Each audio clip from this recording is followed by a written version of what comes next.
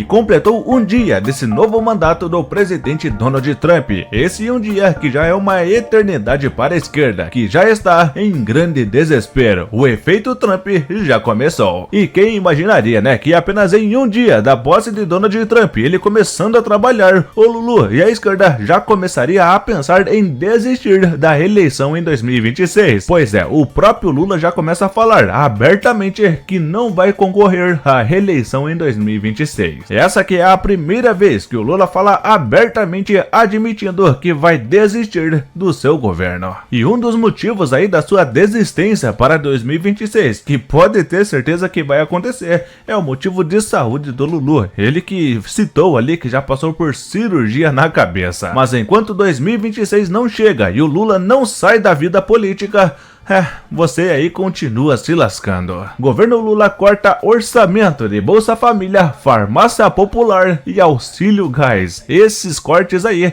que já começam a valer em 2025. Veja só, o programa Bolsa Família, que por sua vez terá ali cerca de 167,2 bilhões neste ano de 2025. E isso é uma queda em relação ao ano passado, cerca de 169,5 bilhões que foram autorizados no ano de 2024. Ou seja, vai ter muita gente nesse ano de 2025 que vai ficar sem o seu Bolsa Família. Mas todo esse dinheiro de aumento de impostos, corte de auxílios do pobre, você sabe pra onde que vai tudo isso? Sim. Vai pra isso aqui, olha só. Governo do Lula gastará cerca de 50 milhões de reais para dizer que não vai taxar o Pix. Basicamente a mesma coisa que falaram contra as taxações das blusinhas da Shein, né? Gastaram dinheiro para falar que não iam taxar e no final taxaram. Governo que ainda tá sentindo o golpe do Pix, né? A popularidade do Lula, que já era ruim, simplesmente derreteu com aquele assunto do Pix, né? Que ficou no passado, ninguém mais fala sobre isso, mas o governo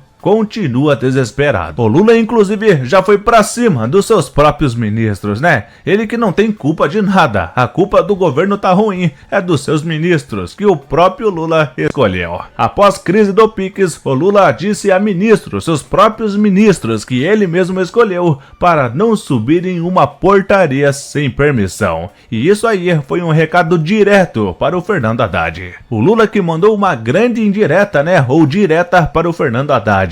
Para você entender o nível que chegou esse governo, é briga amorosa entre os próprios amiguinhos. Nem eles se aguentam mais. Daqui para frente, nenhum ministro vai poder fazer portaria que depois crie confusão para nós, sem que essa portaria passe pela presidência da República através da Casa Civil. Muitas vezes a gente pensa que não é nada, mas alguém faz uma portaria, alguém faz um negócio qualquer, daqui a pouco arrebenta e vem cair na presidência da República. E é importante vocês lembrarem, que quando a gente não trabalha, a gente não colhe. E eu quero conversar com vocês sobre os partidos que estão aliados conosco. Nós temos vários partidos políticos, eu quero que esses partidos continuem juntos, mas nós estamos chegando no processo eleitoral, a gente não sabe se os partidos que vocês representam querem continuar trabalhando conosco ou não. Você entendeu essa fala do Lula? Quer dizer, o governo tá completamente bagunçado. Vamos tentar amenizar um pouco as coisas aqui, para não bagunçar ainda mais e derreter mais ainda em popularidade, já que está chegando na eleição em 2026 e a surra para a direita do Bolsonaro será gigantesca. A esquerda vai perder a eleição. E a esquerda, né, o governo não sabe se aqueles que estão com eles hoje, amanhã estarão com ele na eleição.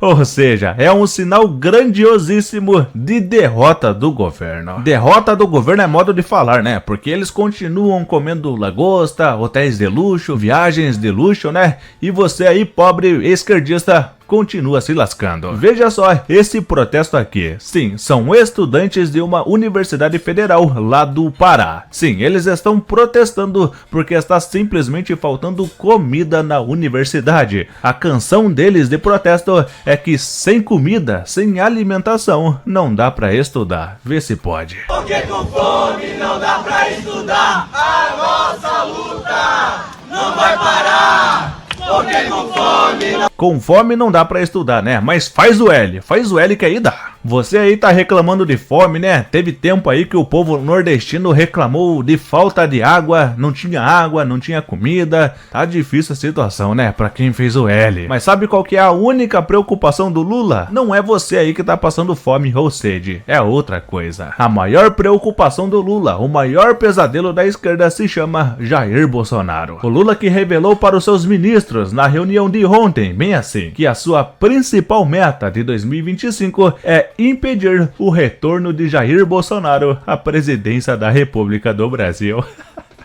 Eles já começam a admitir que o Bolsonaro vai voltar e estão com medo disso. E esse retorno de Jair Bolsonaro, agora com a posse de Donald Trump nos Estados Unidos, é inevitável. Tanto que a própria esquerda já começa a admitir: Bolsonaro irá voltar em 26. Por isso que nós temos que analisar esse fator Bolsonaro com cuidado, para não fortalecê-lo, achando que com determinadas medidas judiciais ele poderia ser enfraquecido. Mas do mesmo jeito que está acontecendo nos Estados Unidos, né? Com o segundo governo do Trump, ele já está mais experiente, sabe como que funcionam as coisas, né? O sistema, assim como ele, Bolsonaro aprendeu e muito. E vai fazer as coisas bem diferentes do que fez no seu primeiro mandato. Você falou que faria diferente. Os ministros palacianos seriam diferentes. Eu não teria lá alguns nomes, né? Um general aqui, não teria mais general ali. Tá certo? Teria que ter ministro mais parrudo, mais casca grossa, para enfrentar o sistema.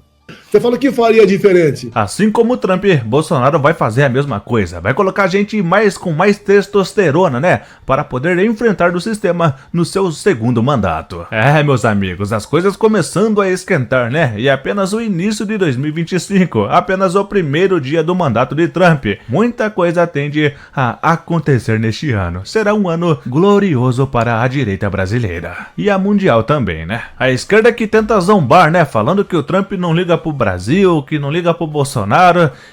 Tudo isso aí é o famoso desespero, né? O pesadelo deles. Já que sabem que Trump tem uma amizade muito próxima com o Eduardo Bolsonaro, com o próprio Jair Bolsonaro, né? São bem amigos, por sinal. E Trump claramente se importa e muito com a América do Sul, já que ele perdendo a América do Sul para os comunistas, ele perde muita coisa. E meu amigo, no mundo isso aqui, ó, o famoso din-din, ele influencia muita coisa. Até porque o que eles estão propondo lá, eles não querem que aconteça, eles querem que aconteça aqui também. Exato. O americano, ele não é um conquistador. Ele, com a minha conversa lá atrás com o Trump, presidente, lá atrás, ele estava extremamente desconfortável com a questão da Venezuela. Conversar muita coisa particular, não deu para ir para frente, porque chegou a pandemia, depois lá ele teve aquela questão das eleições americanas, não deu para ir para frente. E quantas vezes eu falei para ele, olha, se a Venezuela te incomoda, imagine se o Brasil tiver a mesma colocação da Venezuela. Ele não quer isso para o mundo. Pode ter certeza.